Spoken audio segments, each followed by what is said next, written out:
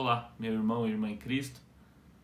Eu gostaria de compartilhar com você um pouco do que Deus tem falado comigo, uns trechos das Escrituras Sagradas, e eu espero que esse momento seja um momento útil para você no seu tempo devocional na sua casa, nesse culto que você presta ao nosso Senhor com a sua família, com os seus,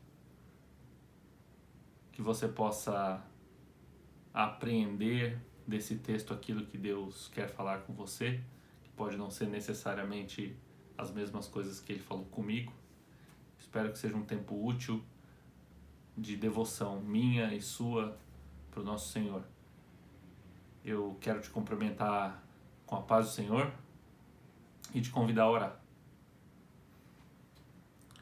Bendito Deus, nós te agradecemos, Senhor, por mais esse domingo, 31 de maio, que o Senhor nos permite viver, que o Senhor nos permite respirar, que o Senhor nos concede o fôlego da vida e a oportunidade de estudarmos a Tua Palavra, de aprendermos mais de Ti, Senhor, e de podermos ter instruções claras sobre como viver, como pensar, como agir segundo a Tua vontade, Senhor.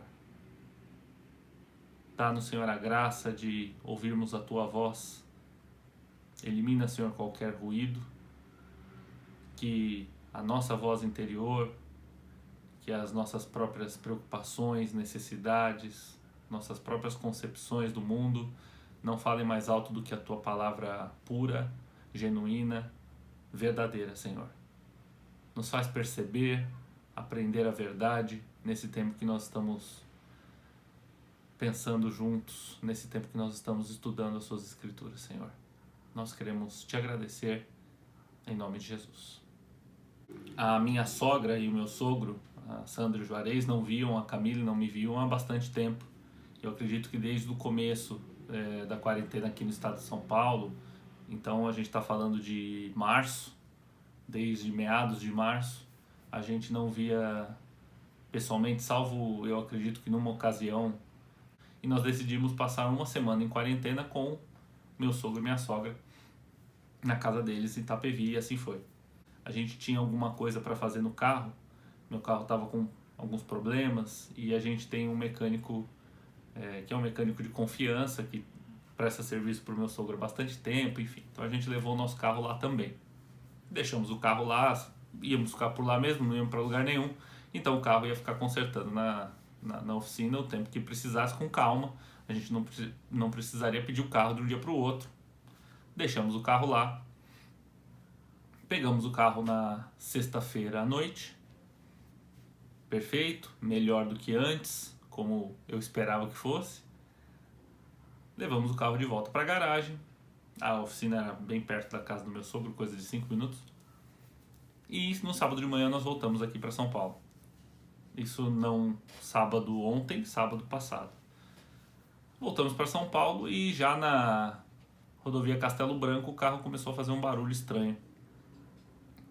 E eu não sabia o que era, imaginei que tinha sido alguma coisa montada errado no carro. Eles trocaram uma peça, trocaram a embreagem do carro.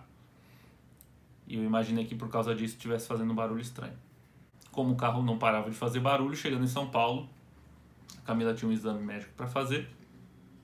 Ela fez o exame e a gente foi buscar ajuda. Eu fui buscar ajuda, na verdade, deixei ela fazendo o exame médico e fui procurar um borracheiro em primeiro lugar. Ele levantou o carro, não viu nada de estranho, viu uma peça solta, plástica, estava um pouco solto, prendeu e disse que não ia fazer mais barulho, pode ir embora. Sentei no carro, continuei dirigindo, continuava o barulho.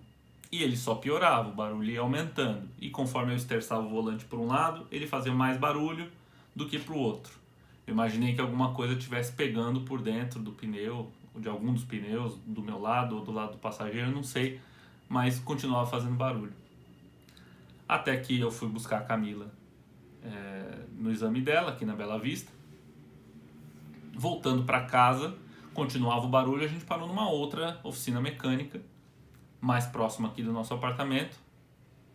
Isso tudo no caminho de volta. Então a gente tinha mala, vocês imaginam, tinha mala no carro, eu tinha deixado a Camila e deixado o cachorro aqui em casa, o Boris estava aqui em casa, enfim. Meu carro estava cheio de coisa.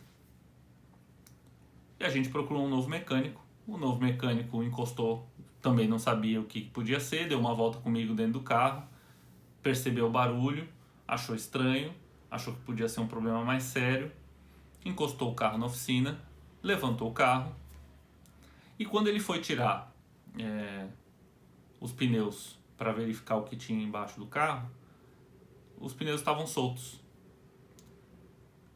A Camila e eu dirigimos o carro por pelo menos 50 quilômetros. Parte desse trecho, boa parte desse trecho 100 por hora, com as duas rodas dianteiras soltas. As porcas estavam encaixadas, os parafusos encaixados, mas nenhum deles estava preso.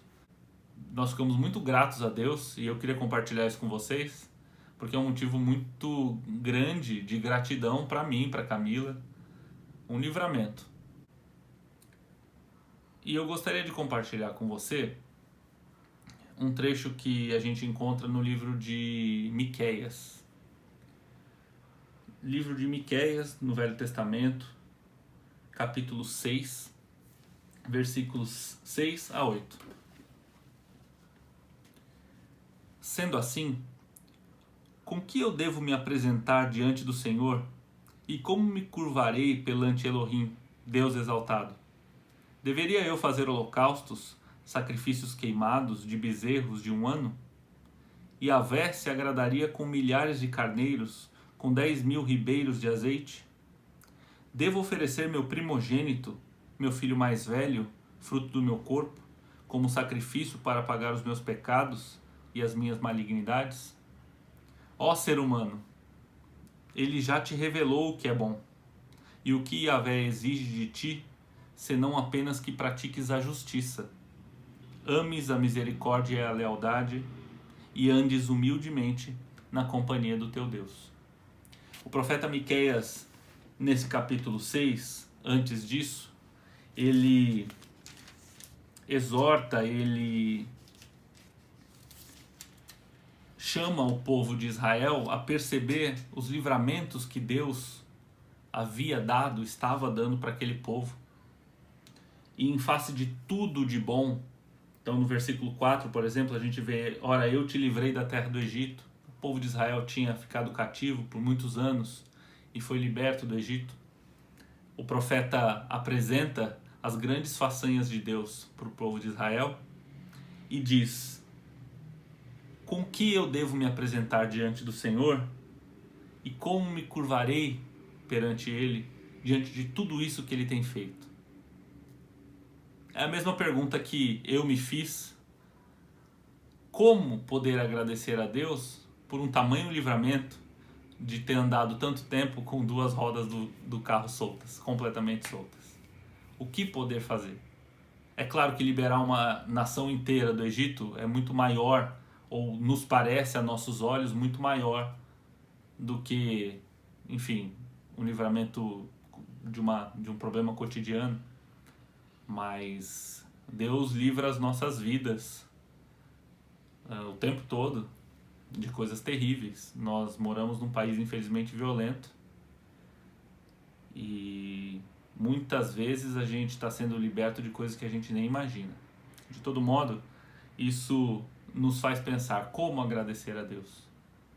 O profeta Miqueias diz ao povo: agradecer a Deus praticando a justiça, amando a misericórdia e a lealdade, e andar humildemente na companhia de Deus. Eu me lembro, pastor Davi Rocha, que hoje está em Apucarana, me disse uma coisa da qual eu não me esqueço. Talvez ele não se lembre mais, mas eu não me esqueço do que ele disse para mim logo que ele começou a vir pastorear a Igreja da Liberdade, e já tem acho que 5 anos, 5 ou 6 anos. Eu lembro de ter perguntado para ele, logo que ele começou: pastor, o que eu posso fazer para te ajudar? O pastor está chegando na igreja, eu estou à disposição. Tentando ser camarada, né? Ajudando o pastor, enfim, no que ele precisasse. Eu disse: pastor, o que você precisa, o que você precisar, o que a Regina precisar, ou o que você precisar no ministério da igreja, você me pede, eu posso tentar te ajudar, eu estou à disposição, o que eu posso fazer? E ele me respondeu, seja um bom cristão. E à medida que a gente for caminhando, a gente vai conversando. Isso na hora me pareceu estranho, fica aqui a confissão inclusive, Davi, se você vir esse vídeo em algum momento. Eu achei estranho, porque eu falei, é muito genérico isso, seja um bom cristão. Isso, o pastor pedindo ou não, eu tenho que ser, né? Caminhamos assim, me parece meio genérico, parece que ele fugiu da minha pergunta. Mas,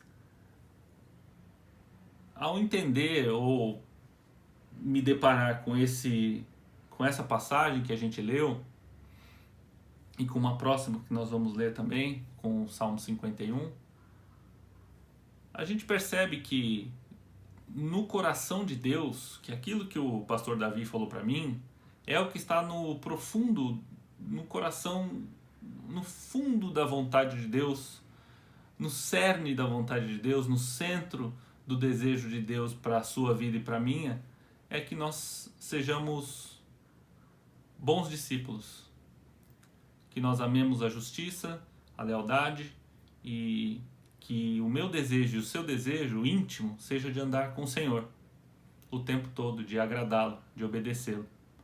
Um coração obediente. O que o pastor Davi me pediu e o que eu pensei agora com esse livramento do carro, o que eu posso fazer para agradar a Deus? A resposta é a mesma. Ser um bom cristão. Amar o Senhor de todo o coração, buscá-lo e obedecê-lo. Parece simples, você e eu sabemos que não é. A vida nos apresenta uma série de desafios que nos tentam a agir do nosso modo, pelos nossos meios, com a nossa força, com o nosso planejamento. Mas o convite que a palavra de Deus nos faz é para que nós possamos buscar no Senhor a melhor forma, que nós estejamos com os ouvidos bem abertos, com os olhos bem abertos, atentos, para poder sermos sensíveis à vontade de Deus. Queria te convidar a ler o Salmo 51.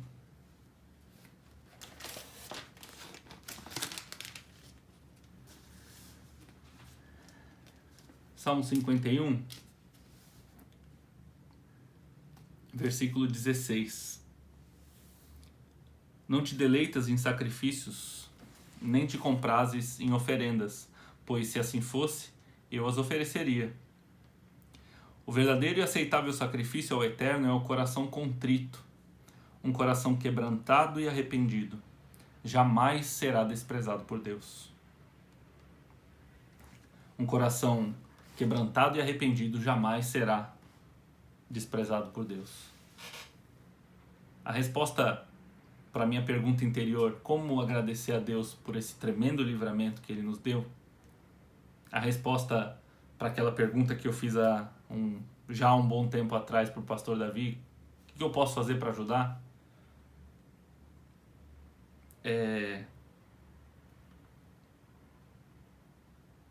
Estar arrependido,